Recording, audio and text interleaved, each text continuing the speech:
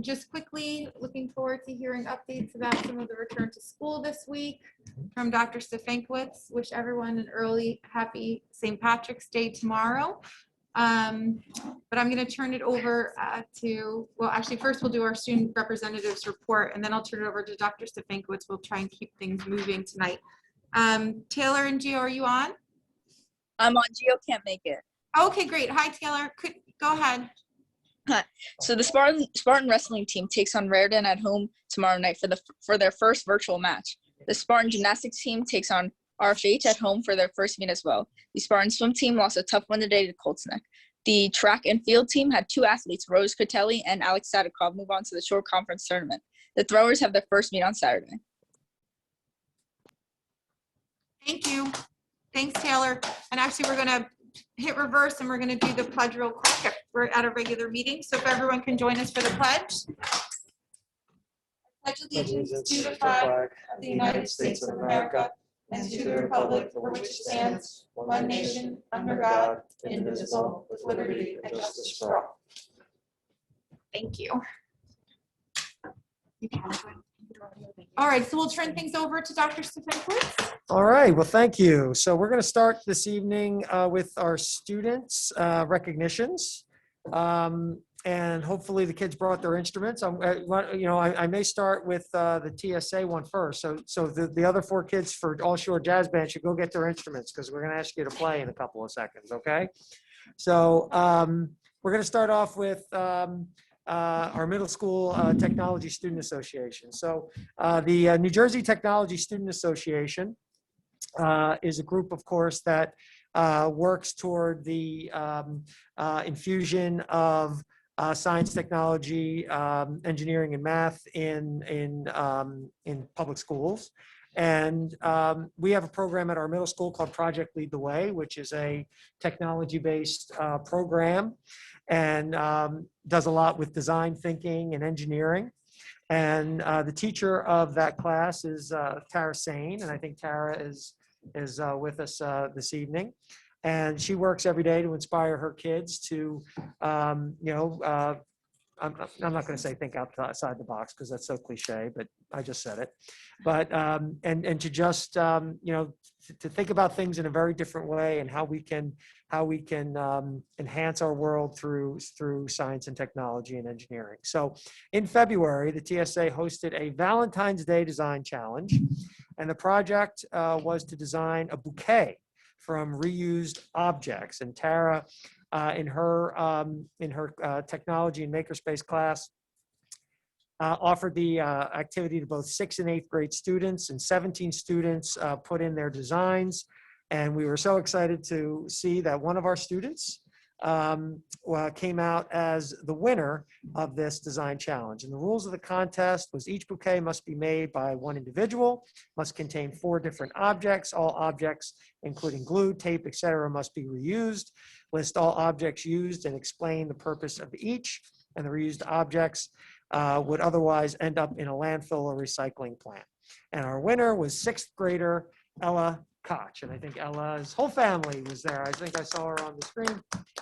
So, and what you see on the screen is Ella's creation and her design and a little bit of an explanation. Ella, I don't know if you want to, I didn't prep you for this, Ella, but can you come on and talk a little bit about what you created?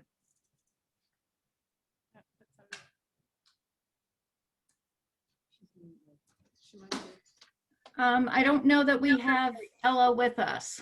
She's here. I got her. Yeah, we got it. I think we got it. Okay. Yes. So the project, I was excited for the project because I was excited to turn some trash into something beautiful.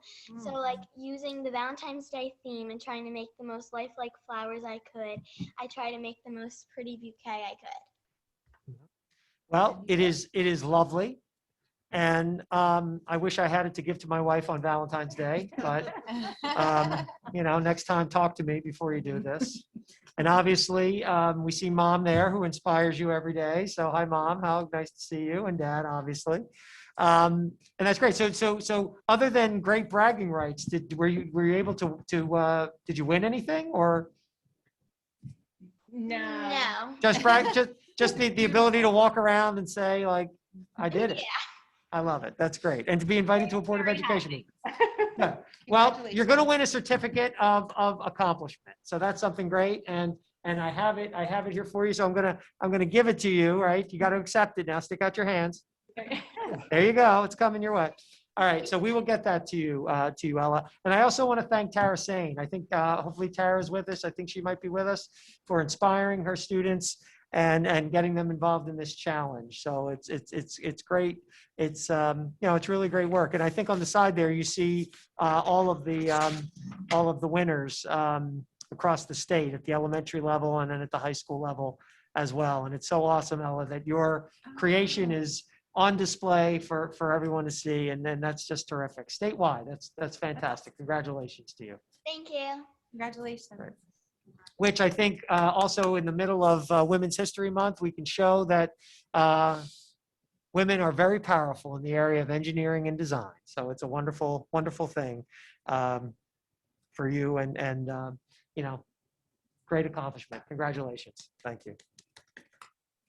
All right. So hopefully now the jazz band has gone and gotten their instruments. The following students at the Ocean Township High School were named to the All Shore Jazz Band, and the students underwent a rigorous audition and rehearsal process and participated in the All Shore concert, which was held in February. And the students listed below participated in the audition process under, of course, the expert guidance of band director, Mr. Kyle Titmus. And so if you don't know Kyle, he does a great job with the band. And it is no surprise that these students made their way. So we're very happy to introduce these students to you. So in 12th grade on the piano, we have Michael D'Elia. He was our board, wasn't he? Our board Yeah, rep? Can you play a little something for us, Michael? On the piano? No? Okay, hold off on that for a minute. On the drums, I feel like I'm like at a concert announcing the band members. On the bass, now on the drums, 10th grade, Miles Fort. Miles, congratulations. On the tenor sax, 10th grade, on the tenor sax, Aldair Martinez. Aldair, congratulations.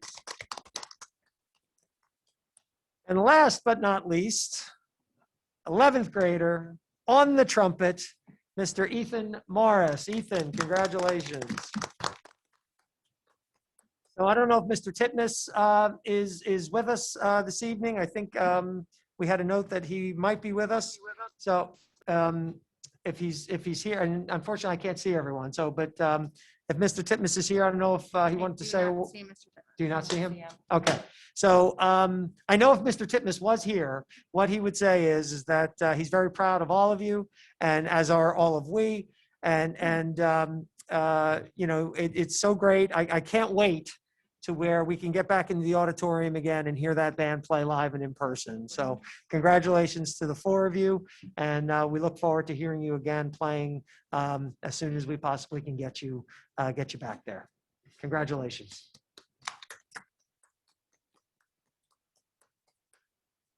Okay, so that's our student awards for this evening. So always the most fun part of the evening. Next up, I do want to talk a little bit about the fact that for the first time in 1 year, pretty much to the day, we are almost whole again. Going in on Monday and now with the return of our 7th, 8th, 10th, and 11th grade students, it just feels like school again. And walking through the high school, walking through the intermediate school. Of course, the elementary kids have been back for quite some time, and had about 85% of the middle school kids in. We have close to 70% of the high school kids in. It's really outstanding, and it like I said, it feels like school. So it's great to see them. I don't know if Mr. Amato, Ms. Kasuba want to just make a brief little assessment of how the last 2 days have gone. I hate when I can't see it. I just unmuted. Okay. I'm here. Okay, Ms. Kasuba, could you just give us your assessment of the? Absolutely. I'll make it short and sweet. Thank you. We did see the return of several more students on Monday and Tuesday, which was awesome. Again, I told you the last time, just the vibe in the hallway is so different. They're excited to be there. So many of them haven't seen each other before. I mean, in some time. And it's just such a positive energy in the building. And I'd say it was very successful. And they're getting with the program, with the schedule pretty quickly in the building. So it's been nice. Mr. Amato? Same here. It's just a good feeling to see all the students in the hallways. That buzz that Mrs. Kazuba is talking about is so true. Our attendance is amazing right now. We're over 83% the past 2 days, which is fantastic. 83% in person. So that's fantastic. We're just thrilled to have our students back. And I'll tell you, I talked to a lot of staff members and they were just very excited, very, very excited to have the kids back. And it's great. It really is great to see the kids. And look, that doesn't mean that everything is going to be perfect. We're going to continue to have some cases, those, things that's going to happen. But, I think what we've seen over the year is that, school transmissions are low. What's interesting right now is that the CDC is actually contemplating and looking at a lot of research, which is speaking to lowering the social distancing requirements down to 3 feet from 6 feet.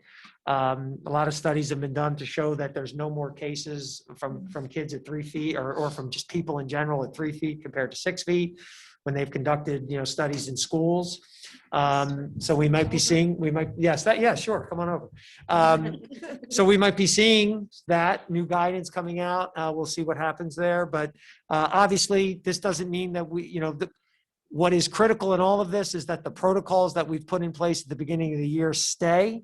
Once again, where we've seen issues is when we have seen sometimes the protocol is not, completely being followed. So I will re-emphasize that we need to make sure that if your child, I speak to the parents right now, if your child is not feeling well, keep them home. If someone in your house is not feeling well, keep your child home until you get, an alternative diagnosis or a negative test. These are all things that are very important. And then when you're in the school, obviously there are going to be some times when being 6 feet or under cannot be avoided. But when it can be avoided, we need to make sure that we avoid it, right? And so that's really important. But it's just so great we kind of set that goal of 1 year to get the kids back, and it was great to see it happen. So we're hope things go, and we get to do it for 2 weeks, and then we go on spring break, and we'll see how things go. But very excited to see the kids, and it's great. And then the last thing I just wanted to mention was a vaccine update. So once again, a tremendous shout out to the Visiting Nurse Association of Central Jersey. They have done an amazing job, not just for us, but for districts across the county.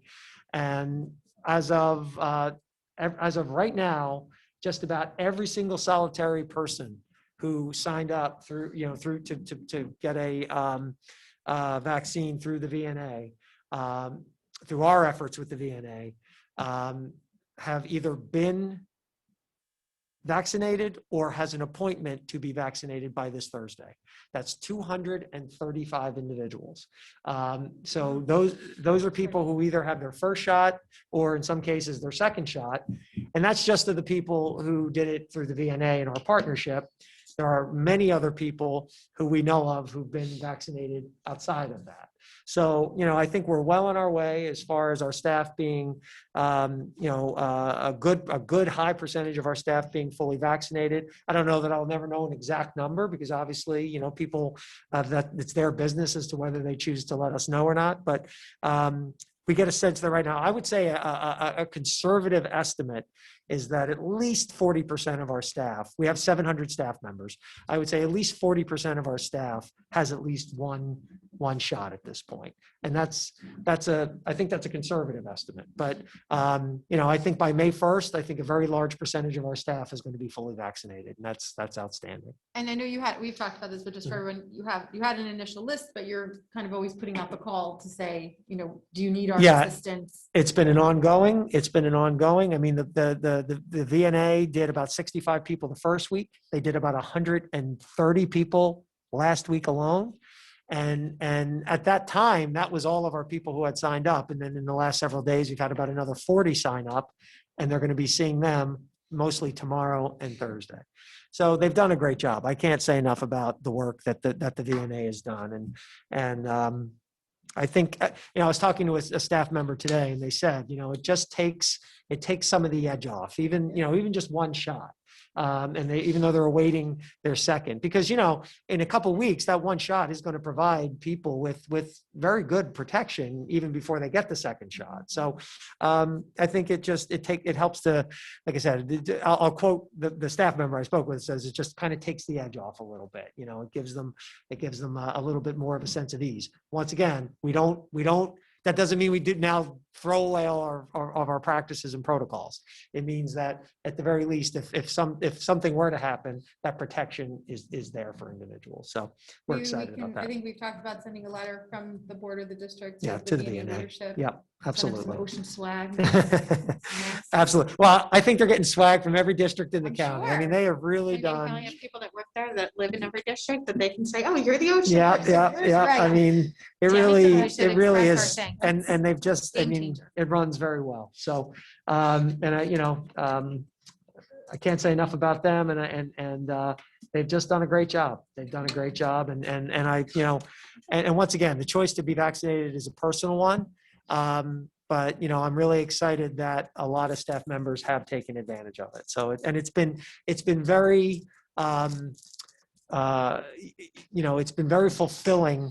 In a time, in a year where that has been very frustrating on so many levels, to see this going so positively and so well. That's been a very positive thing, I think, for all of us to see. So that's about it. Good. All right. Thanks. Moving on, Mr. John Rowe. Thank you. Two quick things. One, unfortunately, we were on a roll for a little while as far as receiving grants that we applied for, but we did not. We did not receive if you remember, the electric bus grant. It was through the VW mitigation fund. It was a grant that we applied for that unfortunately we did not receive. So we will keep trying because electric buses is something I firmly believe in, that is the future. And Ms. Hayes sent me an interesting article on some of the cost and really the savings versus the upfront cost versus long-term savings. So it's things that we're going to consider more, but I'm still confident that we'll be able to find a grant somewhere where this will help us break in, because there's infrastructure costs as far as charging stations and things like that need to be considered. But I just want to keep it on everyone's radar, and as soon as I can find something else, or if anybody comes across anything, please let me know, and we'll keep plugging away and try to see what we can do as far as electric buses go. And then also I want to mention a new law that was just signed into, it was S 2691, and it is a surplus law. And I'm mentioning this because it will help us in the future, if not for this budget, but in our situation where we're having a decrease in state aid. They've changed the law. The law, as most board members know, the law is that 2% is what we're allowed to have in surplus, our savings, our fund balance, as they call it. We're allowed to have 2% of our budget. We can't hold anything more in surplus. Anything more than that 2%, it has to go back to the taxpayers. So what they've done in realization of some of the times of the pandemic and uncertainty where it comes to funding for school districts, they're moving that up to 4%. So what that will do, it doesn't give us any more money, but it allows us to manage our money, gives us a little more flexibility. So it will allow us to keep a little bit more, especially when we know we're going to have decreasing in aid, and it allows us to financially plan a little bit better for future years. So it's unfortunately, it's not a check or additional state aid or actually just keeping our state aid and not losing as much, but it will help a little bit. And we'll probably talk about it again at the workshop meeting next week when we talk more about budget. We're going to talk a little bit tonight about budget, but this being the regular meeting, we're going to go over some things, and then we're going to have talk more at the workshop meeting next week. So that's all I have. Thank you, Ken. And actually, you reminded me, I just wanted to update everyone. Senator Gopal convened a meeting last week with a few impacted districts regarding a couple different funding issues, but specifically Chapter 44. It was us, West Long Branch, Freehold, I believe. Freehold Township. Freehold Township. Freehold's with- getting a lot of money. so- Freehold Township, apologies, with Senate President Sweeney and his staff. So we had an opportunity, and Dr. Spankwitz, myself, to hear from him and share some of our concerns about funding issues. So I meant to mention that earlier and I neglected to. So we were thankful for that meeting being arranged and for being able to be a part of it. And we did follow up with some information that they're taking a look at and seeing, hopefully they can help us a little bit. So we'll see. Thank you.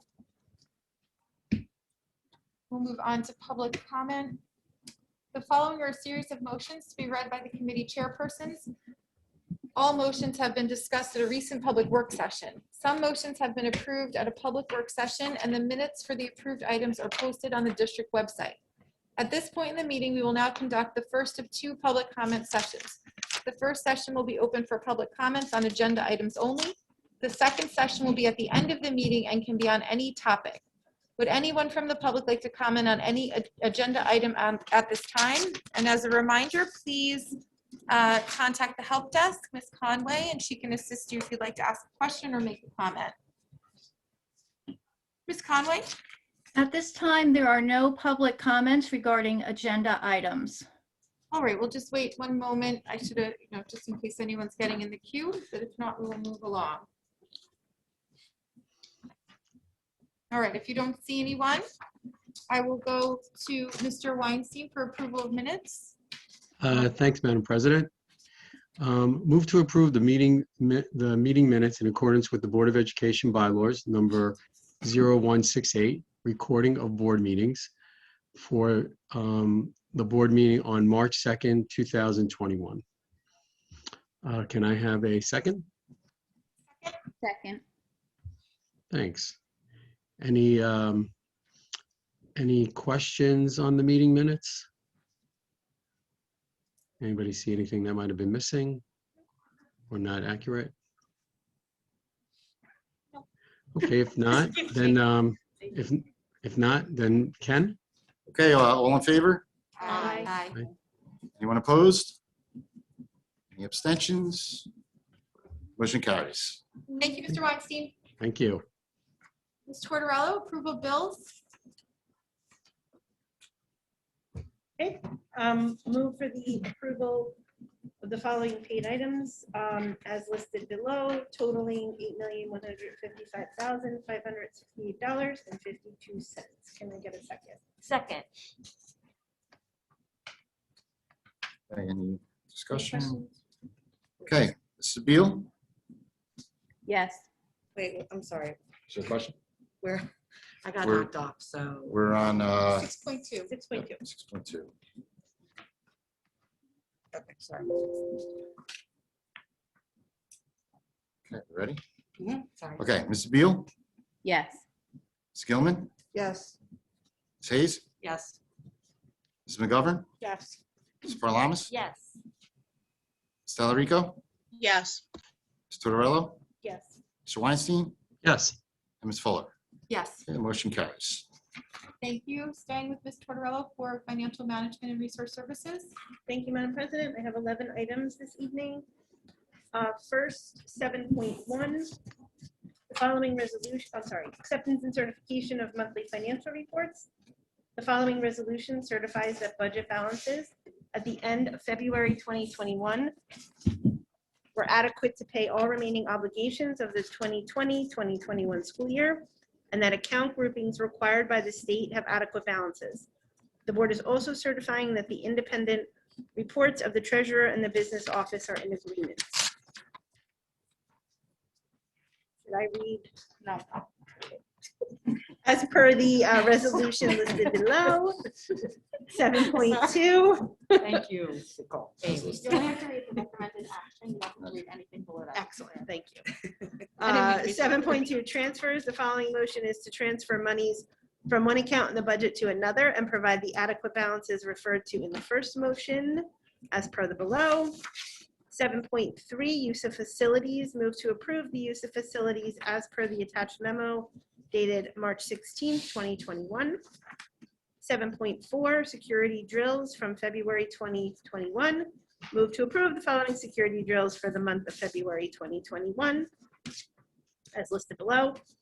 7.5 cooperative purchasing supplies. Move to approve the 2021-2022 educational data services cooperative purchasing program at a fee of $12,340 for the following supplies as listed below. 7.6 interlocal service agreement. Move to approve the interlocal services agreement with the Township of Ocean for the rental of school buses to the Township Rec Department for use during the 2021 summer camp program in the amount of up to $8,000 based on the number of buses utilized in accordance with the attached agreement. 7.7 donation. Move to accept a donation to Ocean Township Elementary School in the amount of $1,000 from Drs. Talansky, Tertel, Pardone, Chang, and Patel of Eye Diagnostic and Surgery Center. The funds will be used towards the purchase of an eye screener that will be housed at OTES. 7.8, school bus. Move to approve the purchase of two 54-passenger 2022 Thomas C2 make model as per the attached quote. The purchase will be from H.A. DeHart & Son, Inc.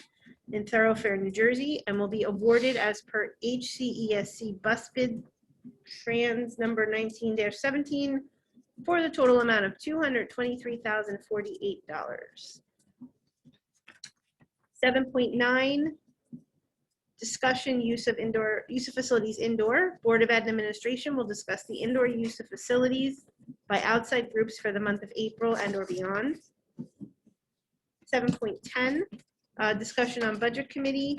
Committee chairperson, me, Mrs. Natalie Tortorella, will give an update on the committee meeting that was held. And last but not least, 7.11, budget 21-22 tax levy cap update. Board of Ed and Administration will continue budget discussions for the 2021-2022 budget. An update on personnel, capital, and technology requests will be given, and the corresponding tax levy cap percent will be reviewed. Can I get a motion, or I guess any questions first, right? Ken? Yeah, can I just touch on a couple of these Oh, yes, quickly, yep. please? Sorry. Well, 7172 are normal monthly reports, of course. 73 are outdoor facilities. We're going to discuss that, the indoor facility rentals more in under our discussion items. Drill reports are normal. A couple of the next two where we've discussed in workshop as far as cooperative purchasing of supplies, and then our interlocal service agreement for the township and their use of buses for the summer camp, for their summer camp program.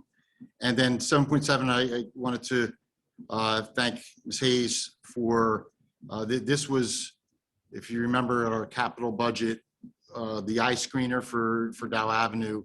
Ms. Hayes was able to go out and beat the pavement a little bit and get a donation, $1,000 donation, which is great. So, Can you give her those red and white folders that you have in your office? yeah, even without the red and white folders. Oh. Ooh, do I get something out of it? I think I sent you the link to. You don't want I sent you a link to the electronic. link. Oh, yes. Yes, That's I sent you great, the link. Alex. Really, that's wonderful. Right, yeah, it's great. It's great. But Go can I ahead. just address that for a quick Sure. second? I mean, we were joking a couple of meetings ago when I was like, I'll ask some people, sure, but There's so many businesses in this town, and I literally made some not phone calls, because I don't even like picking up the phone, so it was just emails. So, I mean, I wish we could all maybe tap into the folks we know and the business owners that we know. They don't even have to live in this town, but, you know, I did want to give a shout out to the Eye Diagnostic Center, because they treat so many of our students and have over the years. You know, my husband was a patient when he first got his glasses, but so I think it, you know, would behoove us all if we can all maybe think about who we know businesses in, and you know, maybe we can form some kind of a ad hoc committee of, it's not a fundraising, I don't know what I'm trying to get at, but Yeah, and that's how we We all developed know that red folks. folder, was that oh, sponsorship that's thing. what- So yeah, that's- we have a, you know, baseline. So yeah, anything more we could do would be great. who wants to knock doors with me maybe and go around town. Yep. But thank you to the, for Dr. Pardone especially, she was the one who kind of spearheaded that, so I appreciate that greatly. Okay, and then the last one, our bus purchase. We know we usually get them this time of year because they manufacture buses now on order. So they no longer keep inventory. And so for us to get it by September, this is something we need to go through this early. And it would have been electric buses if we had gotten that. But unfortunately, we did not. So we're going through, this is what First Vehicle Services are the company that handles the mechanics for our district, and the transportation supervisor. This is their recommendation. So is And- it the same as last year's recommendation? Yeah, Same yes, and type it, of bus? yes, and it's through the cooperative. So they actually do the bidding for us, and we join the cooperative. So they do the bidding. So this company came in with the best pricing. Question? Ms. Gilman? Yeah, I had a question about the $26,000 worth of options on the bus that included a seat belt and a visor and a rear view mirror. The rear view mirror was $896. Don't buses just, I mean, if I went to a Well- car dealership and had to pay for those kind of options, I would walk. Well, what happens is, and that's a function of the. You are paying for those kind of options, by the way. Just- Yeah, Just not it's a good telling point. They're not built in, and it's a function of the bid. And that's how they really break down to compare apples to apples. As you can imagine, it can be difficult to compare one bus to another. So that's basically a function of how they compare the bidding and to try to get it apples to apples of some of these options as to whether they're different than another company. So that's part of. Is that what my- normal, is what I'm asking? Yes, Pat? yes, That's it's normal. Yep. Those Yep. list of. For a cooperative, if we were just to go out and just try to get one, they would just include it all in whatever the bottom line price would be. But because it's a competitive situation, that's why it's broken down more, is the best way I can put it. And the bus camera's not included. That's something that we do on our own. Correct. And we usually remove the camera from the bus that's being retired, and that goes in the new bus. And also in one of the bigger options were the seats. And we're getting the harness seats Yeah, I for our saw that. preschools. So we can use these buses for our preschools. I think that was like about $8,000 option on those buses. So that's why they're a little bit more pricey than they usually are. We're usually around just under 100,000. These are over 111, I believe they were. And their longevity, we have to swap them out after how long? 15 years. Yep. Yep. Any other questions on 1 through 8? Are we discussing the use of facilities, or are we voting on anything tonight? We're voting on 1 through 8. Oh, 9 is a discussion. 9 is Okay. the discussion, Okay. but they're really two different things. One is outdoor facility rentals, and 7.9, we're going to discuss indoor rentals. Okay, do you want to vote on? Where's these now? the, Yeah, could I where's the get outdoor? The outdoor is 7.9. I mean, 7.3. I didn't realize it was 7. It's soccer, lacrosse, and St. Anselm's track. Thank you. St. So I'll Anselm's make a track. motion to approve 7.1 through 7.8. Can I get a second? Second. Second. All right, so 7.1 through 7.8. Okay, Mr. Beal, Yes. Mrs. Gilman, Yes. Ms. Hayes, Yes. Ms. McGovern, Yes. Ms. Paralamas, Yes. Ms. Talarico, Yes. Ms. Tortorella, Yes. Mr. Weinstein, Yes. and Ms. Fuller. Yes. Okay, those motions carry. All right. So 7.9, you want to do that first? So this is our monthly discussion regarding indoor facility rentals. So we're now in March, so we would be looking for after spring break as to whether we would bring back and allow indoor facility rentals. I did add to the attachments it's a waiver that we're using now with we had the attorney draw it up a few months ago now, actually, for actually last over the summer. And that's just something to help protect us. I don't know if everyone got a chance to look at that, but I know the board's talked about different things, whether it's added security or anything that we would want to do to be able to start utilizing our facilities again. Well, we've added security last year, right? I think we were more talking about cleaning. We added the security last year for the indoor. So I think it's more about cleaning. But Yeah, well, I think it was also whichever. about making sure we had enough security to be monitoring occupancy caps and things like that, right? So it's not our typical building security, right? But somebody there also making sure that they're complying with the EOs, et cetera, in terms of occupancy caps. so, Which is like a different role for someone to obviously have to play. right. And it depends on the usage. For some of the larger usage, I think you're right, Amy, what you're thinking about, we have security there. Right. But we don't have that for all one-off type. I just want to use the building for 2 hours for a meeting or a play or Have you the gotten a barbershop sense- quartet or whatever it may be. Have you gotten a sense of other districts that are allowing opening their facilities up yet? And I guess the question is before we can still, obviously, and I'm sorry, I guess, like, we're gonna go into a conversation about this, but before we get into a conversation about what we're all comfortable with, are you and Jim at the comfort level of even letting us in yet? Because if you're not there yet, then I don't think that we need to have a conversation of whether I'm there yet. I mean, I can speak for myself, of course. I think after spring break, we'll be talking about the spring. Most usage is outside. I think we would be ready with all the students back. By that time, I think we would be ready to start bringing people back with whatever assurances that the board feels comfortable with, whether it's security or cleaning or whatever it may be. So you think like May 1st, let's say, because April 15th is say when everybody's back full-time, possibly April 12th. I don't even think we were talking about full-time. It's just having the students all back in for 4 days, I think is what Yeah, we're thinking of helping to start trigger this shift. Yeah, that was my thought. I process. think we could certainly look at things once we get into April. I think the key to it is the cleaning afterward. You know, if they're in on the week, if they're in at night or if they're in on the weekend, I think that's the key. I think as long as we have that cleaning that takes place and whatever we need to do to ensure that happens, whatever charges, whatever personnel, I don't think there's any reason why there couldn't be a nighttime meeting.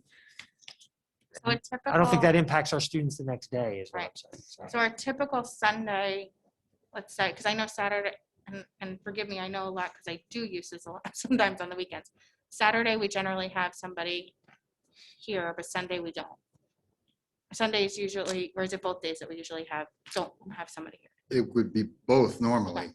So Yeah. normally when we've asked in the past about how many people had to be there, we always just said one, correct? It depends on the use and the number of people and so really that's something that I can do administratively that really wouldn't necessitate a change in the policy. That's really the director of facilities usually judges, okay, it's going to be X amount of people they're going to be in, 2 areas or 3 areas. For a custodian I might need 2 guys for an hour, or I may need 3 guys for 2 hours. That's usually his judgment call on what it will take to clean. Now we can have that discussion, and I can put a memo for all applications saying that it's going to be an extra half hour. It's going to be an extra hour for disinfecting because of COVID protocols. Please be aware, it's going to take additional time so if you're used to just the 1 hour, this year it's going to be 2 hours or whatever it may be. And it would vary depending on what the Well, and I also the think it's usage also- is. It probably would be more than one person, right? Like you probably wouldn't, I would think even in a 2 classroom situation, you might end up saying, I guess one person could do it in 4 hours or 2 people do it in 2 hours. So you would figure that out. But I don't think that's the level of detail we need to decide Right, here, right. right? We need to fundamentally decide whether or not this is something that we're moving in the direction of being comfortable with, and then hand it over to Ken and the director of facilities to figure out what it will take to make sure that we're comfortable with how the buildings will be left when the kids come back. And I would just add to that too, even if we are all comfortable, and Dr. Svinkwitz and Mr. Janarone are saying they are too, but also making sure that the building level administration isn't listening to this conversation saying, why are they doing this to us? We don't want people in our buildings, right? So I'd want to make sure that they're all comfortable with it too. Yeah, and of course, we have to abide by whatever the indoor, Yeah, of course. maximums without saying. are at the time, so. Have we I mean, checked? so what are you thinking, Jim? Are you comfortable with it or not? Yeah, like I said, I think as long as it's within the limits of what is allowable for indoor gathering and the proper, cleaning is done afterward, I think we can absolutely start to look at having. Have we checked with the building principals, all 5 of them, and have we taken a pulse of whether they're okay with this? Just like what you said, like, do we have a? Yeah, I mean, I've 5 yeas? had some basic conversation with them, and I think that's the gist. I think as long as their main concern is that it's clean, that it's clean and ready for the staff to use. That things aren't all over the place. That if people move desks, that the desks are back, that things have been wiped off. Well, that's not unique to COVID, right? I mean, they would Yes, go back to well, our distancing, I think et cetera. I think it's always annoying when that's not done. It's Right. even more, it's not just annoying. Right. Some people, Protocol. you're right. It's are very concerned about it from a health perspective. So- So, I think as long recommend as. that we straw poll the board as to where we are in terms of moving that direction, and then Can I that'll ask- give Ken I time just want to ask direction as another we go. question real quick first. This waiver is almost like an indemnification waiver. We want people to sign it so that if they get COVID, they don't sue us. One would presume it's, would protect us the other way around too, but how are we going to enforce that people sign this thing? If we I have a think the church group, if we- organizers, it would need to be submitted with the application, and order Yes. the application be approved. so It's the, not- one- it's so not the each one individual organizer person, has to sign this, but like the The organizer. 30 applicant, other people that come into our building for a whatever, would be covered under this. but do they know that they're signing away any rights to? The organizers. So by their participating in the event, just like if you participate in a concert or any other event, right? So it would be on the obligation would be on the organizer, just like any other provision that indemnifies if they. Yeah, I don't know if break it their says that leg. in here We though. don't make participants sign if they're gonna break a leg or something else, right? It's the organizer who has to sign these types of documents, and then it carries through to the participants. And does it say that in this waiver?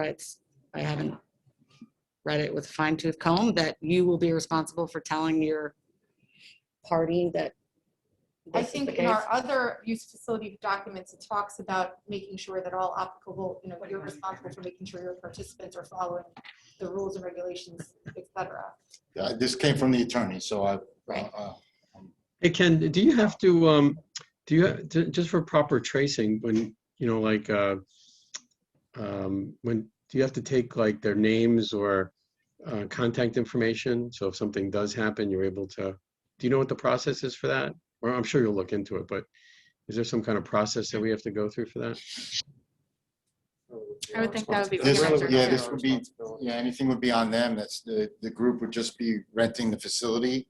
So our concern would be with the facility, and again, making sure it's clean and ready to go for when we're utilizing the facility. Same as if a soccer player 3 days later shows up positive for an outdoor soccer event that was held on, it wouldn't be our responsibility to contact trace that. It would be. the Okay. organization. Okay, thanks for that.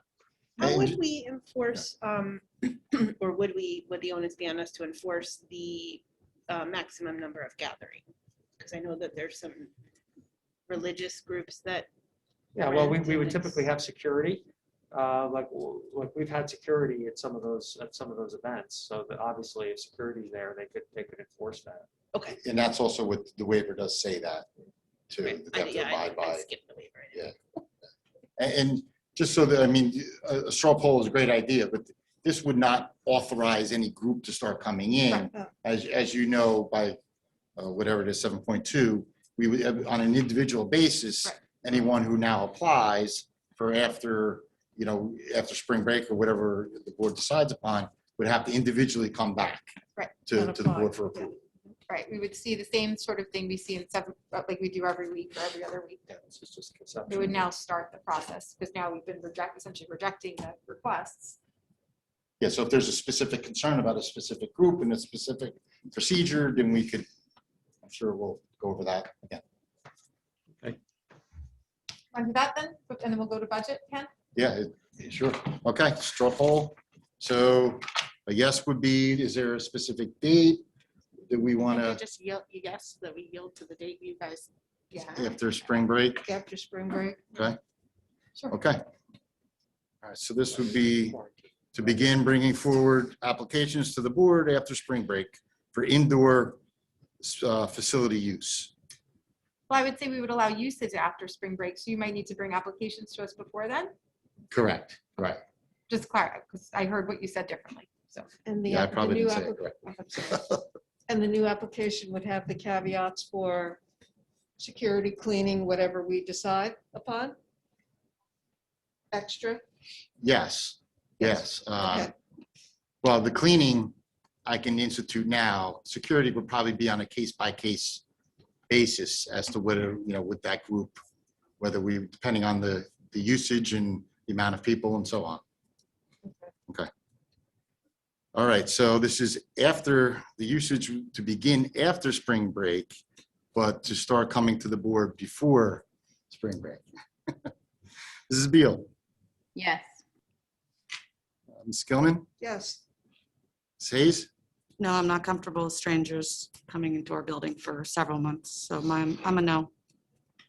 Okay, Ms. McGovern, Yes. Ms. Parlamas, Yes. Ms. Talarico, I'm also a no. Ms. Torello, No. Mr. Weinstein, Yes. and Ms. Fuller. Yes. Okay, so that's 6-3. So we will start working on that and bringing forward any applications. Okay, Wait, how does a straw poll work? And then now it's like, okay, you can proceed. but we're not proceeding. We're only proceeding to bring To to the accept board to vote on it. Oh, you just said, So- okay, well. Yeah, work so, on yeah, the so also just to Right. put a finer note on that, if we get to that spot and we feel like we're not, if we don't feel it's safe to actually have somebody, then we will Absolutely. deny it, right?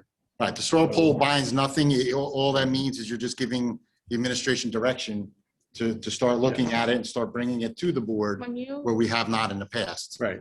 when you bring a use, can you add to the column, since it's an indoor situation, can you add to the column capacity, max capacity with COVID guideline is 50, whatever it is. So if the auditorium's normally 5 million and now it's only 1 million, come in, just let us know that number so we know.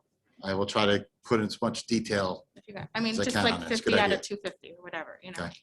Right, but just to the people who said no, if it turns out that we're not in a good spot to do that, we will take another vote on the use of facilities and when it's up for vote, right? Right. Right, I Absolutely. just think we need to specific be careful instance- because this board had a discussion 2 years ago that was pretty in-depth about picking and choosing who we Mhm. allow to Yep. rent. So we need to be cognizant of that as well. It's true. Because if we say yes to everybody, but we're saying no to a church because they're too big, the church No, could turn we around and can't. say, Well, we wouldn't say, no. I'm not saying we would say no to the church. What I'm saying is that we Well, would say to you- the church, you can have 50 people in the Yeah, you auditorium. could do that based on the numbers. We're not saying no to that. We're not saying no. to I'm the just church. saying, No. we all remember the Right. discussions. I could be the church and I could say, you know what, it's an employee, I fired you for A, you say I'm firing you for B and I'm If, suing you. if two So- organizations were both within the limits and you said yes to one and said Correct. no to another, that could be a problem. If I one was understand. over the limit and one was under, then that probably would be a problem. Okay, next, Natalie, you want to take the next one? Oh, sure. So 7.10 was a discussion on a budget meeting that we had last week. I'm not going to bore everyone and read this.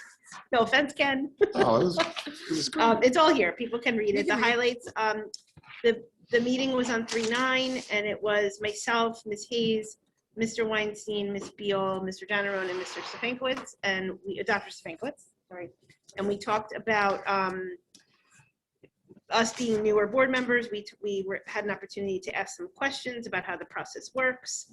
The highlights were looking at personnel requests and understanding how that process works, understanding capital and maintenance reserves and the legalities around that, breakage and the tax levy and our questions around that. And then there was some open discussion towards the end. We were on the line just about an hour.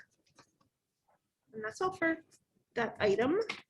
Was Any very- questions? I just want to thank you, Nat, for putting that together. And Ken and Jim, thanks for making it a very crisp and succinct meeting. So very nicely done. It's our new Chris. our new thing. Yeah. And then Christmas. 7.11, that's you, Ken? Yes, that's, Okay. I'll take you that one. Very short amount of time. Good? Yes. Okay, budget. Mary Ann, if you could put up the tax levy cap work papers, not the comparison.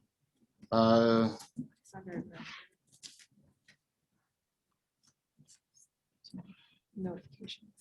It's under, oh, you know what? It's under admin. It's under administrative. Do you have the administrative rights, Mary Ann?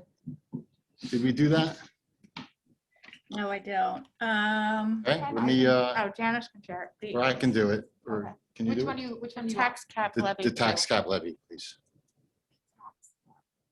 All right, I just- It should be the last, the one. Oh. You're gonna want this one? Yep. All right, give me a minute. I gotta. set this aside.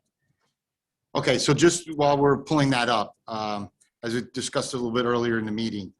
So our next, the 23rd is when we will come up with a tentative budget to send to the county. So we're getting, we're much closer now. So tonight, we're gonna have a discussion and really want to see what else, if anything, direction the board is thinking, so that during our workshop meeting on the 23rd, that I can have whatever information is needed, any options that are needed, and so that we can go through whatever we need to go through on the 23rd. And then by the end of the meeting, that we can approve a tentative budget to go to the county, and then they review it. And we can still make any adjustments the board would wish to make. If something else happens, if we receive, any notice of federal funding or some things that are in the air, recently, which would be great. And then by April 27th is the last hurrah. That's the public hearing on the budget, where we would have to have everything ready to go. It would be presented to the public. The public would have an opportunity. We would give a presentation. They'd have an opportunity to ask questions, raise concerns, and then by the end of that public hearing on the budget, then the board would vote to either to approve the budget going forward, or make changes, or not. So that would be the process where we are now. Okay? I appreciate how slowly you're speaking, so I can get this stuff I done. was I had trying. to send it from one computer. I like the last hurrah thing. That was good, the last hurrah. Last round. right, you know what? I'll start because I got it. it's not a lot to see on paper. Really, where I'm going to start is I'm going to start backwards. Now, everything I'm going to talk about now are things that the board has seen at a previous budget workshop. So really, this sheet that we have up now is our tax levy cap worksheet. So this tells us where we are on that tax levy cap that is mandated by the state, where we've talked about where we can, at the 2% is the tax levy cap, but we also have opportunities to go over that cap if allowed by the state. Again, it's not additional money they give us. All it is spending authority. They allow us to spend more money to tax the taxpayers more for certain circumstances. Okay, and on this sheet, you see that we are in the circumstance where we can go up to the 2% can actually go to 3.23% because of circumstances over the last 3 years that we were able to bank some of that cap. So where we are now is administratively, we are proposing a budget at the 2%. And you see that's the yellow portion, just that row of that's the 1.3 million and change, which on the tax levy comes to the 2%. So everything from here that we talk about, we're going to talk about the technology items, we're going to talk about capital items, and we're going to talk about personnel items. Anything that is in the columns where it's still in the 21-22 column in the final budget column, that means that's part of the 2%. If we've taken it out of that column and it's in a cut column, then that means that it's not part of that 2%. Okay, now that doesn't mean that's the administrative proposal, right? That's our recommendation. Doesn't mean if the board feels strongly and everyone doesn't like something that the administration is proposing, that you couldn't cut something and reduce that 2%, or you could not add something and actually go over the 2%, or do both. You could cut, you could add. Or you could ask the administration for other options. Did you want to go lower on the percentage or higher on the percentage, and then ask what the administration would be our top priorities? Is there a question? Yeah, Jim or Ken, as we're going through it, are there things that you were on the bubble that you did not want to have, or that you did not include that you might want to have? Did you want to point any of those out as we're kind of going through it? Yeah, I think I'm not going to go line by line. I think I'm going to go for each area and let you know what's changed. So let you know what we've cut from the last time we spoke about it, or what's been added since the last time. Well, I understand that part, but I was more going towards if there was something that you cut that you thought should be more on the bubble that you want us to consider to add back in, and for us to talk about it. Not from my perspective. Okay. Well, I think in personnel, there might be something that we're trying to work on. Well, we're because with different, it's just between different funding streams. yeah. Really. I don't think that's a question of in or out. I think that's a question of just how we. How you do it. Right. I meant like, something's on the bubble and you decided that you didn't want it in. So no, there's nothing that, from my perspective, that I would look at and say, we should go over 2% to get this. Okay. Okay. Okay. Hey, John, so technology attachment, please. Okay, so on the technology expenses, there are 3 major categories: the Chromebooks, the hardware, the wireless system replacement. I am, yeah. Oh, thank you. That I'll No, no. speak slower. No. And then the switch replacement of the infrastructure. We're recommending that we keep all of that. These times are, everything on that list are things that we believe are necessary and important, especially in the time of remote learning. So this is the same as it was presented a couple meetings ago. I have a question on that. The whole technology, our telecom and internet. We are not in a cooperative when it comes to those services, are we? For which? Those For are, telecom and internet services. we are for, no,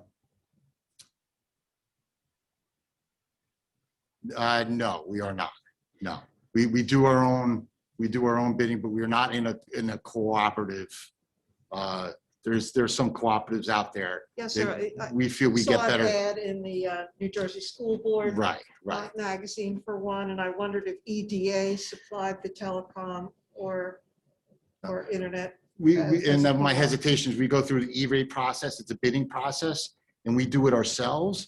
And we've found that we're competitive, if not better, than the school board's telecom cooperative. So it is something we look at, and we're constantly comparing ourselves to. We are in, for comparison, we're in the ACES, which is the electrical through school boards, the electrical generation cooperative. We are in that one because that one does pretty well. But through the E-rate process, and we feel that we do pretty well ourselves with the telecom and internet access. I know this was an important year for hotspots and everything else, but that's a big number. That's a lot of money. Well, and this is hardware too. This isn't internet. The switches. This is, the switches are hardware. These are, on the rack system, it's all of that hardware. So the cooperative is more the internet access and those things. But this is actually purchasing that. But this will be either through a cooperative or through a bid when we purchase this actual equipment. So it won't be, it'll go through a bid or a cooperative. Probably not the same that school boards that you saw as far as the internet goes, but it'll be another cooperative, kind of like the people who do the buses. They also do technology too. So we compare to see who has got the best price. Ken, a quick question. So let's kind of pretend everything is back to normal September, right? What's the responsibility of the T-Mobile, of the hotspots? What's the responsibility of providing those if we're back to 5 days a week?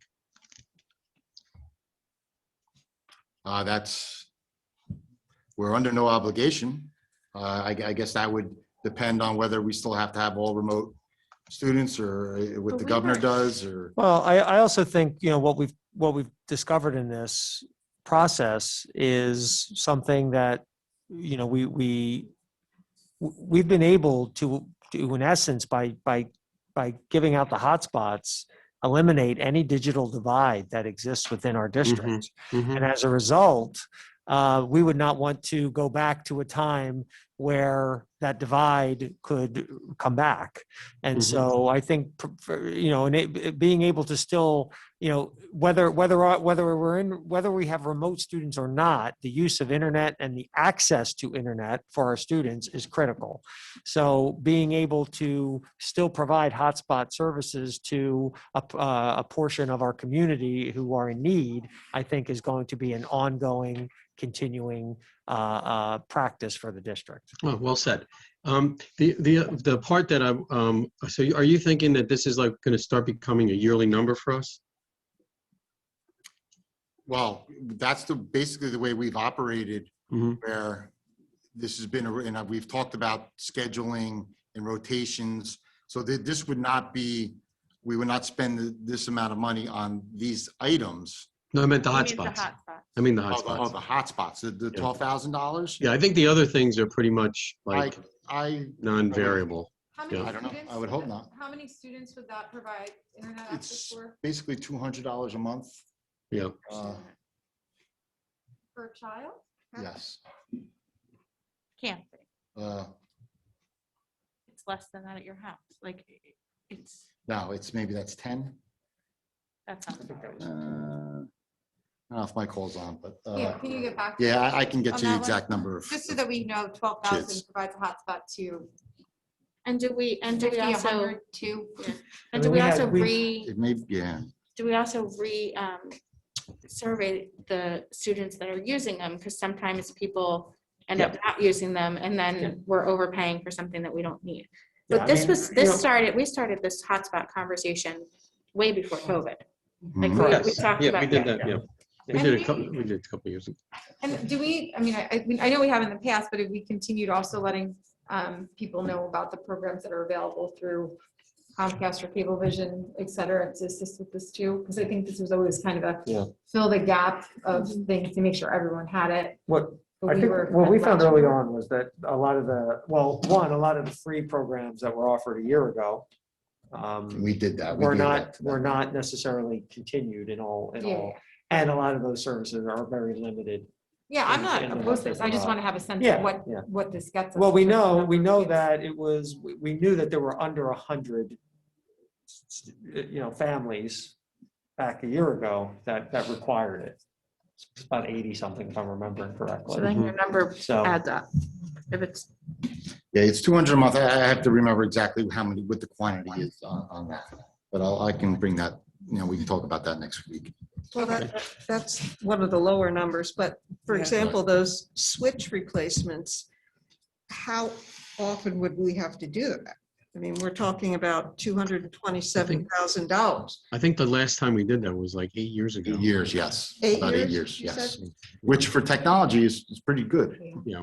Very It good. is. Probably, it was probably 2 years past its time. Right, exactly. We Yeah. stretched it as long as we Yeah. probably should. And so all those ports, that's the same thing, like those Mhm. ports, I don't even know what that is, Yes, that would yeah. last. Well, it's also upgrading the port's capability and capacity. So So it's, that- one is handling the throughput and the speed, and the other is handling more users. So we think we won't have to do this again for another 5 to 8 years, hopefully. Well, I think the only problem is that as you become more digital, there's more strain on the network that you have. Mhm. So I wouldn't bet that this would be another 8 years. I probably would bet more like a 6-year thing. That would be probably a closer, that's probably over not under. next year. If Las Vegas had the over under, I think it would be 6 years. And why don't we need them for the middle school? We did them last year. You said last year, okay. Okay, capital, if we could go to the capital, 1 second, you can start talking. okay. All right, so on the capital work papers, there are a couple ins and a couple outs. So I'll start with the outs. Administratively, we did not believe that the digital marquees at the elementary schools were a high priority. We did, and just a side note, the bus cameras, our efforts with the township to try to get them have not turned out very well. They're saying because they're on our property that they cannot give us money towards them. So that's where we are with that. So if So anybody, that's completely against what they originally said. that's what I said. I said, you gave us money before. So can we? And So how do when we you share say, that when you in- say the township is not for that, is that the new, is that the council or is that the new you know, person? Temporary BA. This came from Temporary Ron VA. Kirk and the news, so I did not go to the mayor or anything So like I that. think we should bring it up with security, with if Chief Peters is going to be there, and then we can request a meeting with the mayor and the chief from there. Chief won't be there, but Sorrentino. Schedule. Okay. All right, so then 2 ads you will see were the $30,000 for this building for a lift and a bathroom.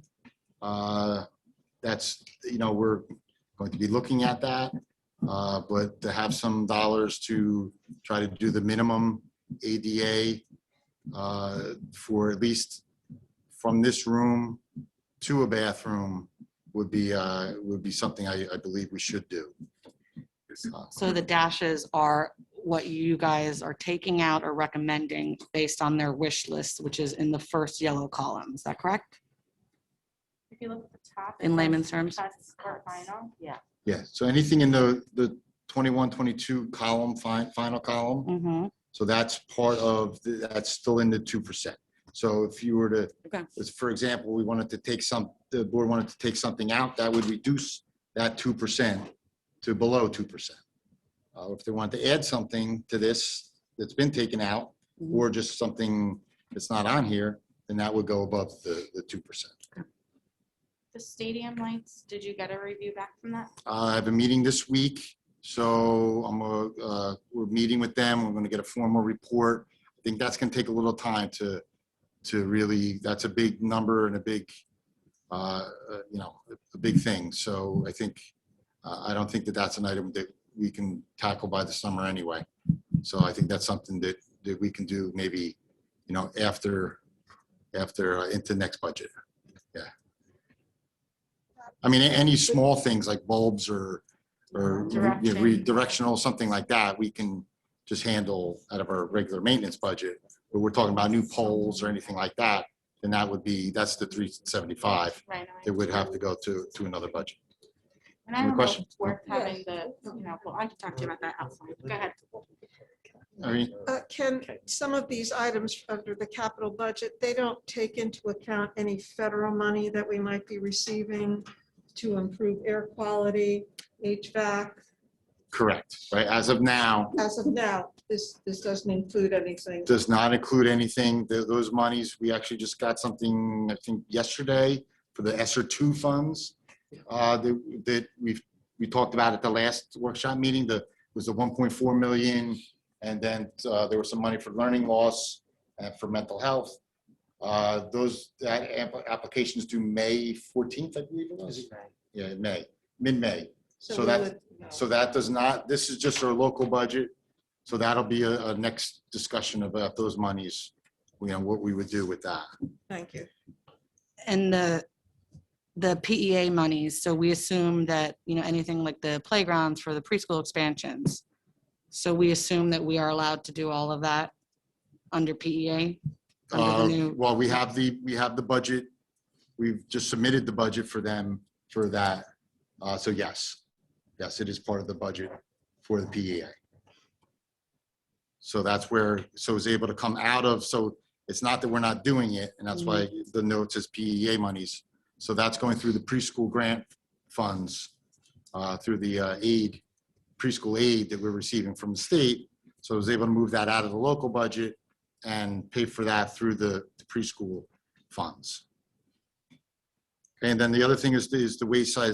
Is another budget item we've tried to tackle for years now, is the expansion of the wayside parking lot. So hopefully we'll be able to do something with that next year. And then then that's it. Those are the changes. Yeah, that's it. The administration building, the wayside parking lot, Did the Mrs. pre-K, Palea hear that? and the digital markets. Miss Palea, did you hear a parking lot? Did you hear parking? She's on the ground. I know. Shut the ass down from that Jumping comment. up and down cheering, I'm sure. Did we get a quote on that already? Like, we know that Yes, that's. we had the So we're architect not gonna look. be surprised by like $100,000 or anything? We're always, I can never say we won't be surprised, but the preliminary architect walkthrough, You didn't make this one up. he gave his budget figures. They're not always 100% on, but Mhm. things pop up, but we should be pretty. That parking lot might need to have a ribbon cutting cutting ceremony or something. Dedication ceremony. I think when my kids were younger, we got stuck there for like 10 minutes trying to get out of the mud once. Common. I think you're still there, I actually. just went. Like the marks are still there? Exactly. We should have like pay $10 to do one more donut in the grass. for example. Foodies or something. Okay, any other questions on capital? People All right, would then the pay- last Save one money on is people would pay personnel. that. People would. Like We need to save $100. money on ripping it up.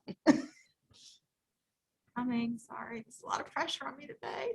Okay, so on the personnel, I'll just start it and then Dr. Frankowitz can kick in the changes. Really not much, especially, usually we have many more changes in personnel requests than this.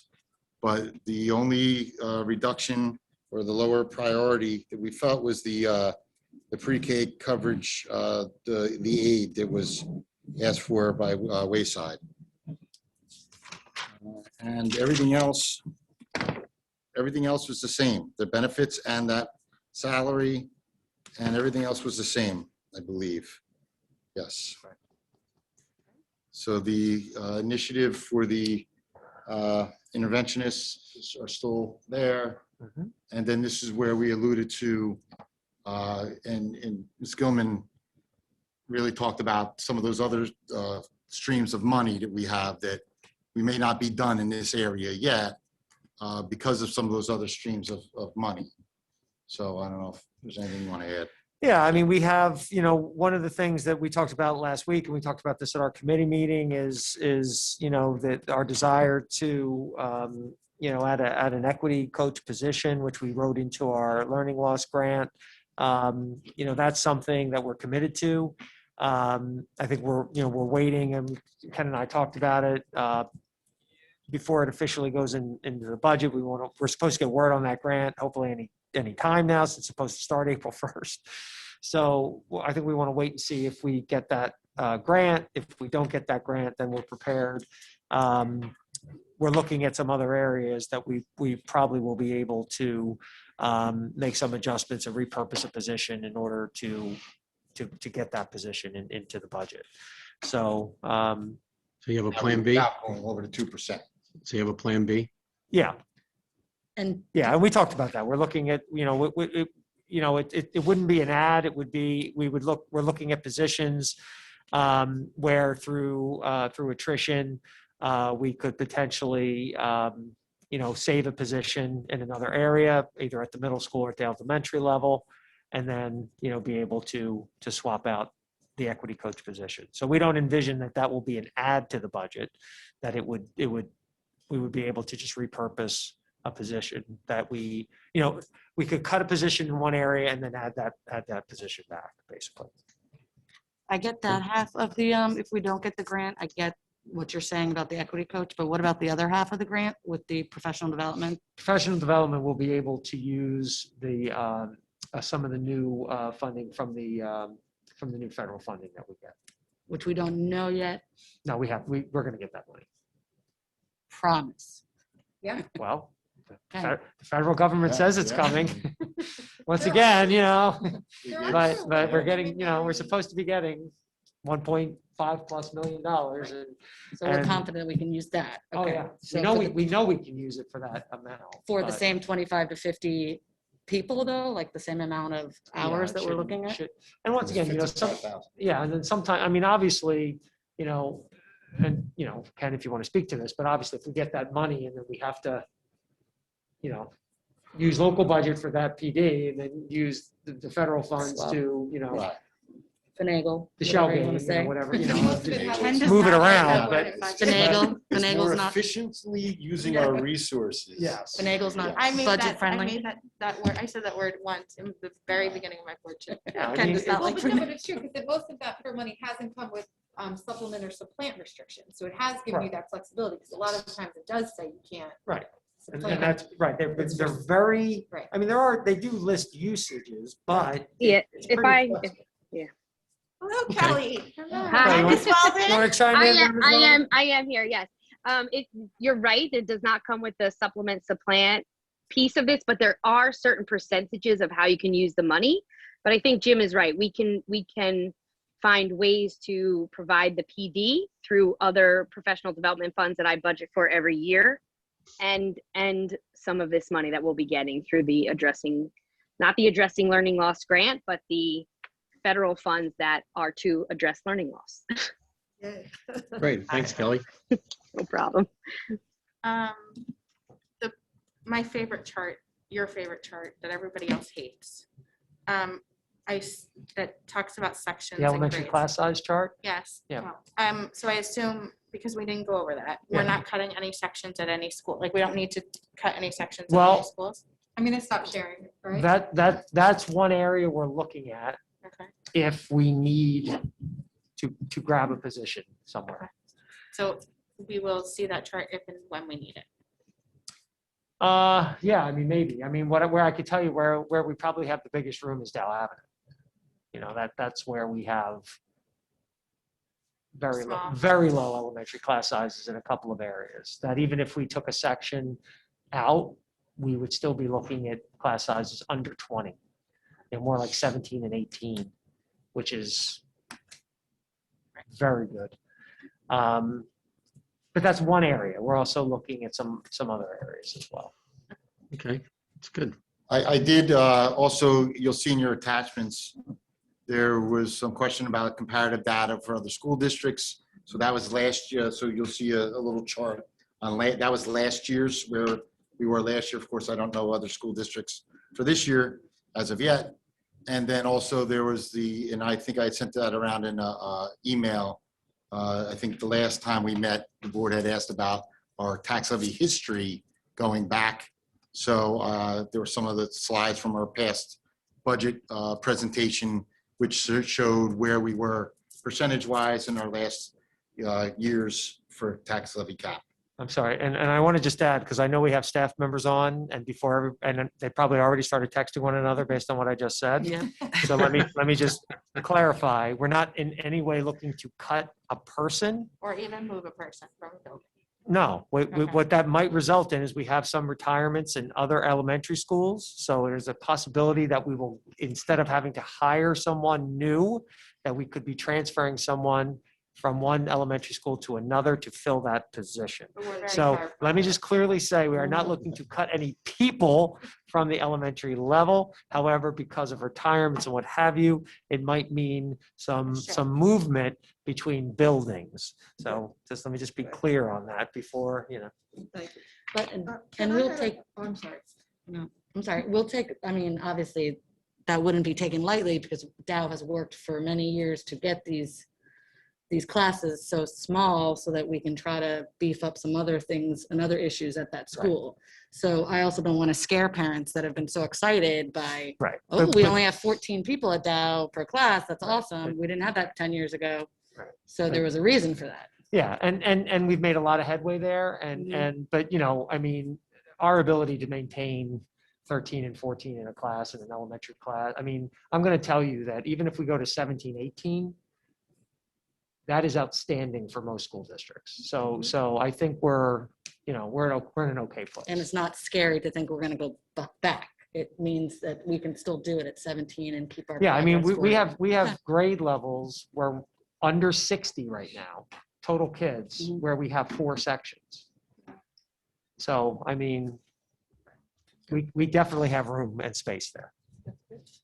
Ken, Sorry, my Irene. question was about one of the capital projects, and I'm sorry I didn't bring this up, but I saw a child study team suite for the intermediate school for $8,000. Does the high school have a child studies team suite? I believe they do have a room now.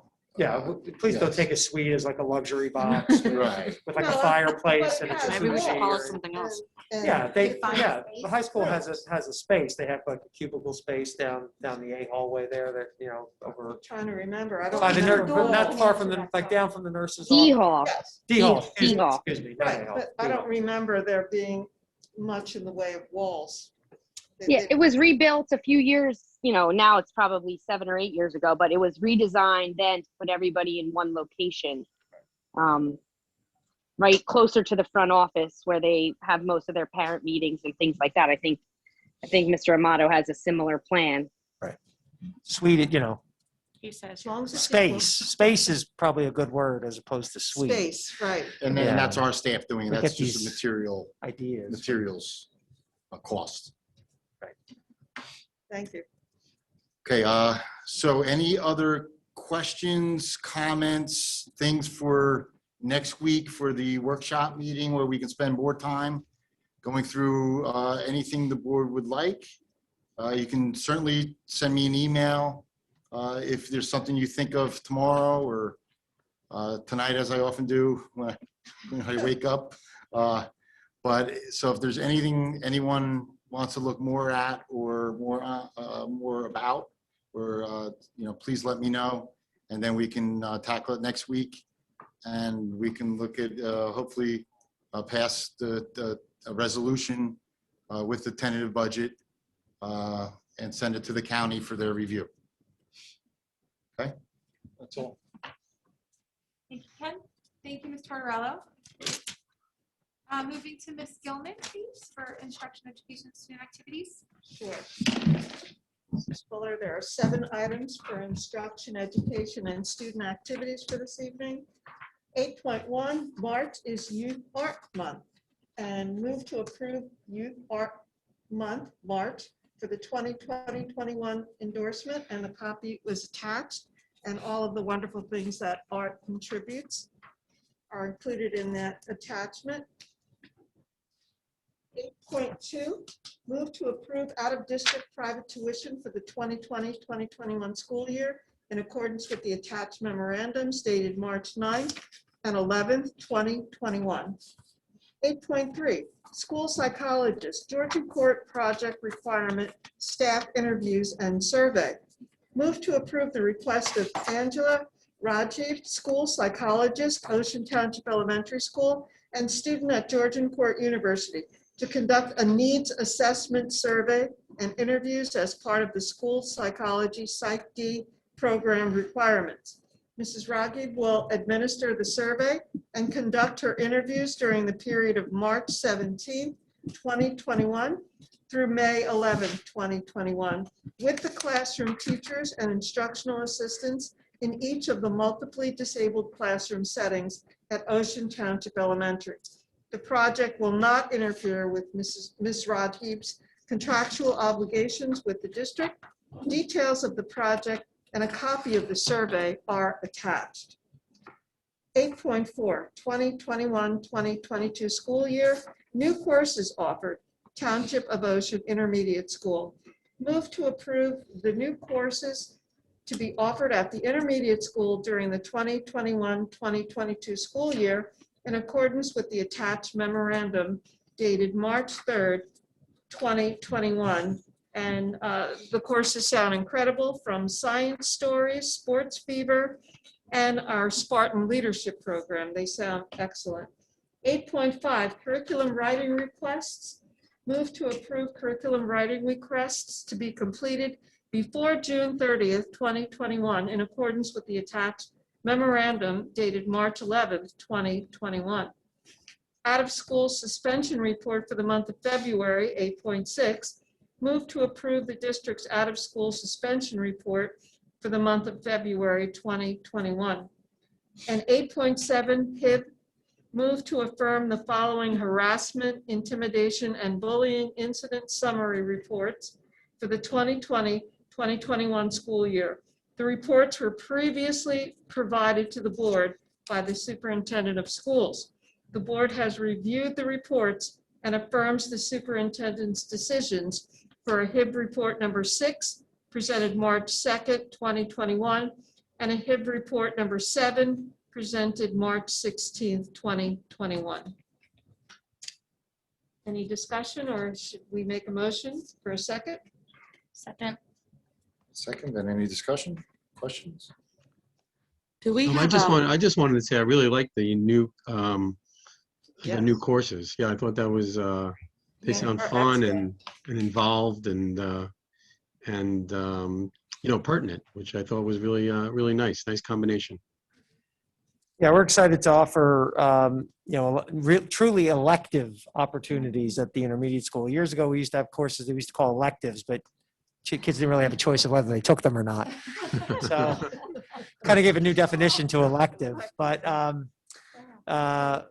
now, you know, we really have been trying to expand, you know, the elective offerings, which is actually part of the district strategic plan. So Yeah, very creative. right there. Nice. there was some kind of a typo with the courses. Something said sports stories and then sports fever. I don't know if that makes a difference in anything. Did anyone catch that? And now I don't know where I saw Shouldn't it. impact the vote. I'll go back and look at it. No, it's supposed to be science stories, but in one of the documents, it had sports twice in the title of the document. Is there a cap on curriculum writing per individual? Like 50 hours is the max that one person can do? it typically, I would say it's probably a new curriculum, which is typically around 20 hours. I mean, there's nothing that I'm aware of that we have that says that if something can't go over, in other words, is there anything that prevents someone from writing 3 new curricula? I don't think there is, but I think, we work to, that's atypical. We would work to spread that out amongst, a number of people. Okay. Jim, I have one more question about 8.3. Was that added like recently? Is that the Staff interview and stuff? yeah, that was added, probably was added. Did you not get that as an update, as an ad? I must have missed that. Did it come? Yeah, I thought it was added today. Yeah, it was added over the, probably yesterday or today. Okay. And that's a staff member who is doing, they're a doctoral, is doing a study. And so, and this is only surveying adults. This doesn't involve students in any way. But it's very typical for us as a board to approve such a request. Just wondering if maybe she could share some of her results with our wellness committee too. Yeah, I think, maybe once her full research is completed. Yeah, that'd be great. Any other questions? Okay, the items 8.1 through 8.7. Mrs. Beal, Yes. Ms. Gilman, Yes. Ms. Hayes, Yes. Mrs. McGovern, Yes. Ms. Parlamas, Yes. Ms. Talarico, Yes. Ms. Tortorello, Yes. Mr. Weinstein, Yes. and Ms. Fuller. Yes, Okay, the motion is carried. thank you, Ms. Gilman. Ms. Parlamas, personnel? Yes, I have 15 motions this evening. First, I'd like to move to approve the resignation of Genevieve Gallagher, Guidance Counselor, Wanamasta, effective March 31st, 2021. 9.2, move to approve the retirement of Mohammed Mangru, Instructional Assistant at OTS, effective July 1st. 9.3, move to approve a revision to an unpaid family leave of absence for Julie Paragallo, science teacher at the intermediate school, to reflect, period of March 4th through April 23rd, which is 6 weeks, and an unpaid family leave of absence. I'm sorry, that her last day of work would be January 8th, 2021. 9.4, move to approve a revision to an unpaid family leave of absence for May DeRogatis, custodian 1 at OTS, to reflect an earlier start to leave, March 15, 2021. The end date of the leave, April 16th, and the return to work date, April 19th. 9.5, move to approve a revision to an unpaid family leave of absence for Kristen McKenna, educational technology teaching specialist at Wayside, to reflect an earlier start to the leave, March 29th, and a revision to the end date of the leave, June 18th, 2021. 9.6, move to approve a revision in an unpaid family leave of absence for Walter Paul Lucanis, computer tech level 2 technology department, district-wide, to reflect an earlier return to work date, March 15th, 2021. 9.7, move to approve an extension to an unpaid family leave of absence for Crystal Eck, health and PE teacher at Wayside, for the period of April 6th through May 31st, 2021. 9.8, move to approve an extension to an unpaid family leave of absence with the continuation of benefits for Allison Koch, elementary teacher at Wayside, for the period of April 6th to June 18th, 2021.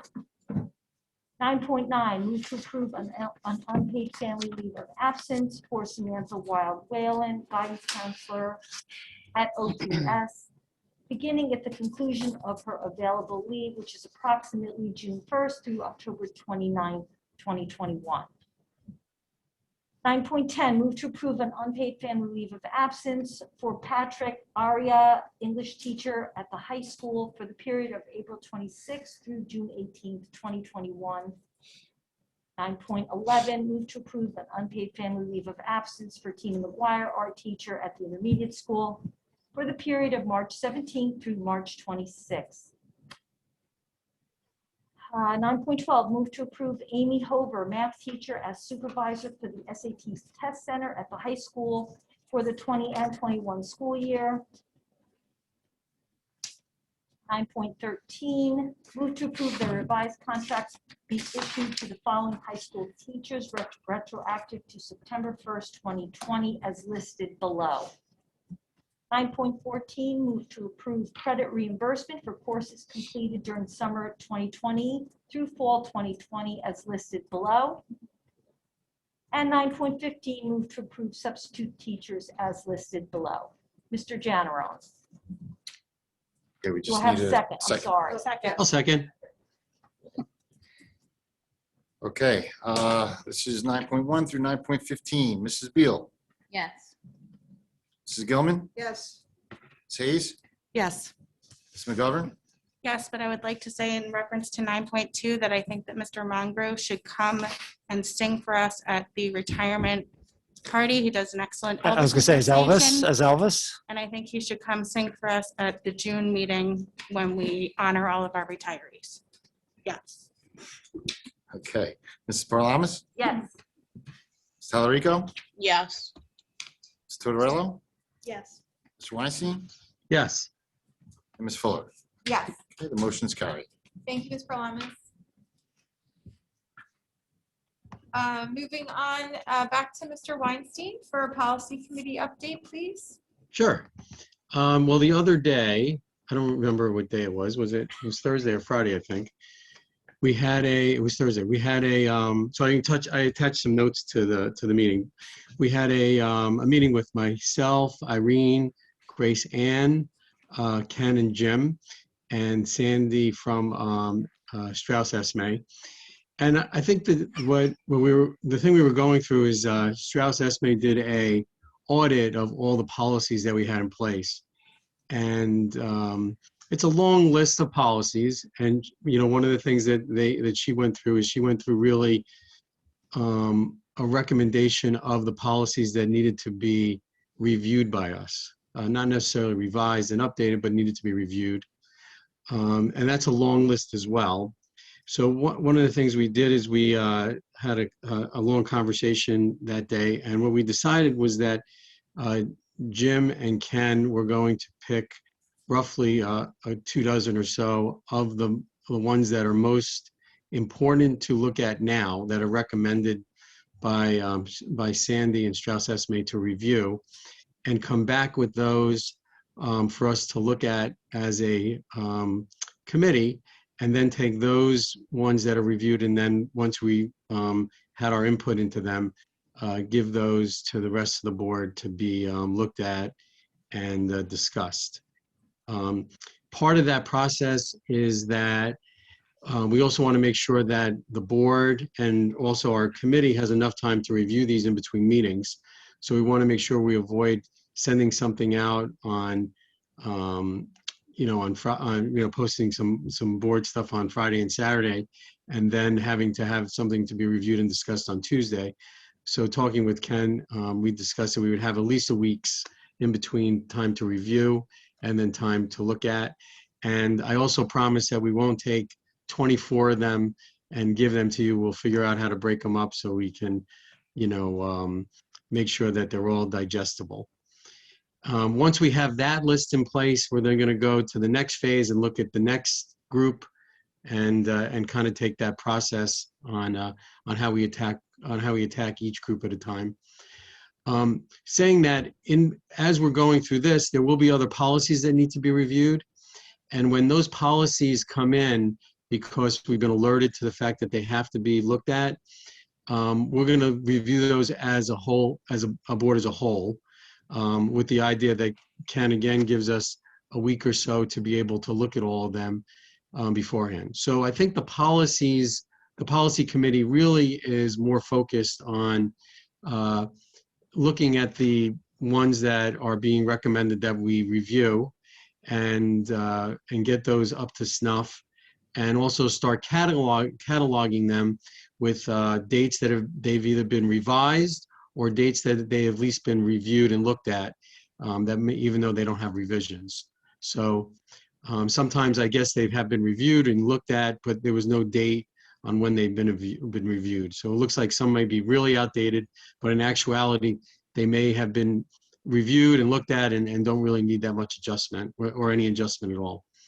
So that's the process that we kind of have talked through, and I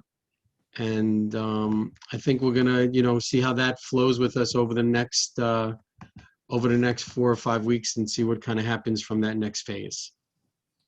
Did I miss anything, Irene and Grace Ann, or Ken and Jim? Anything significant that I might have I think missed? so, Jeff. I think it was pretty concise. We don't know where we're going yet until We get know word. the mandated ones that we want to attack first, and then Yeah. we're going to go from there. And also, just remember, as part of this process, I'm not saying Ken and Jim are reviewing them. Ken and Jim are taking them, and then at the same time, they're going back to the people they need to have to look at them to get them reviewed. So we want to make sure we were giving everybody enough time to go through that process. Thank you, Mr. Weinstein. Sure. Ken, the attachment is an opening in board docs for me and at least one other board member. So could we fix the link, or and maybe Mr. Weinstein, we could email or Yeah, I around? can email it around. Okay. Ken, I saw how Natalie put hers on some nice letterhead there. I mean, come on, man, help me out. Do me a solid. Make me look a little bit more. I would think the tech guy could create his own letterhead, but I mean, no, I sent it to him and I said, could you review it? He said, it looks good. Next thing you know, I see Natalie's thing with like ribbons on it and things on it. I mean, Started that. Ms. Female Beal Board started of that Ed with member. her. Ah, head of she's tech the one that came up with the committee. template. Okay, well. Head of the tech committee. I thought the same thing when I Ms. did Beal, my set a wellness. standard. It's all Ms. Beal's fault. All right, thank you. Well, thank you, Mr. Weinstein, and thank you to everyone on the committee for the work that you have done. And Yes, will be thank you.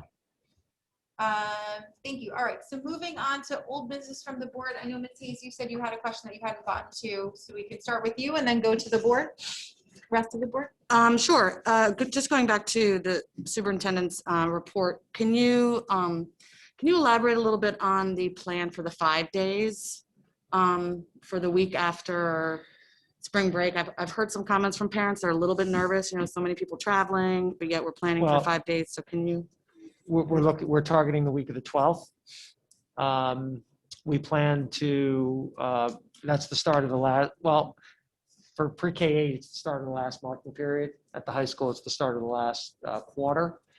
And we have we're still formulating, I'm meeting with the admin team tomorrow. We're still formulating the exact specifics that we're going to be bringing to the task force on this coming Thursday. And so, we'll be able to kind of give more detail next board meeting as to exactly what it's going to look like. But exactly what, really, the only thing in question is the Wednesdays at this point, because that's the 5th day. So after discussion with the task force on Thursday, we'll be able to, and we're also meeting with the elementary staff tomorrow afternoon to hear some concerns that they have. So I think by next week, we'll be able to kind of outline exactly what it's going to look like. So that will include the cleaning on Wednesdays? I'm just personally curious how. Yeah, I mean, I think we learned very early on, the Wednesdays, the original intent of the Wednesdays was to clean between cohorts. I think we discovered early on that we can do the cleaning we need to do in the shifts. We've added extra, folks. Yeah, that's the big part, is the additional right custodial staff we've added. Right. So what we I think have found is that we didn't need full day Wednesdays in order to clean the schools properly. However, we've kept them in operation for a variety of reasons, and also as cases were spiking significantly over November, December, and January. Now that things are coming down, and the coming down has kind of leveled off a little bit. So we've seen that, but we're still down close to 50% from where we were in January. But that being said, knowing that we can do that cleaning with the regular crew and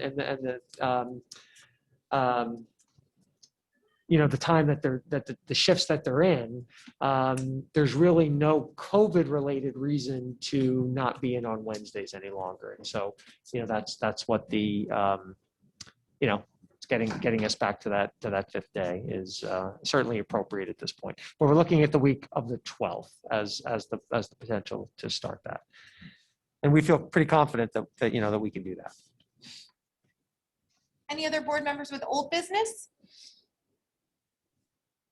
New business? I just wanted to give a shout out to the middle school drama club. I thought their presentation was pretty amazing the other night. I was really surprised that it had like an emotional message. I thought it was going to be fun and cheerful, which it was, but then there was like some real deep stuff in there, and I thought it was great. Yeah, it was a nice job. Okay. I also thought it was great that these kids that usually have an ensemble behind them Yeah. were singing by themselves, which was pretty incredible to see. It was so good. I mean, some of these kids that would pop up on the screen that right? And you're like, whoa, like I never, so it was I agree with you, Alex. We got a It lot was of amazing. talent in this It was district. super A lot good of news. It talent. was super good. Yep. Yeah. And great job from the advisors too. They did a Yeah. great job. Congratulations to everyone on that. Yep. Any other new business from the board? Let's see. Okay. All right, seeing none, we'll go to public comment. Again, send a message to the help desk if you'd like to make a comment or ask a question. Ms. Conway, is there anyone in the queue? No, there are no public comments on any item. No commenters at this time. All right. Actually, one just came in. I have Denise Bond. Give me a moment. Thank you.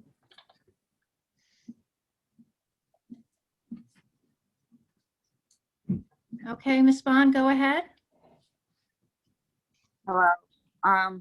My question is, have you figured out when all kids will return to school for 5 full days? Thank you, Ms. Bond. Yes, Dr. Stefankiewicz was just referring to that in his dialogue with Ms. Hayes, that we're looking to target the week after spring break, April 12th. That's 1 week removed from spring break. 1 week removed, I'm sorry. So the week of April 12th is when the district is looking to return students to 5 days per week. The plans are being discussed at the building level and with the reopening task force, and the expectation is that Dr. Stefankiewicz will be able to provide more detail next week at our board meeting, but that's the week that we're currently targeting.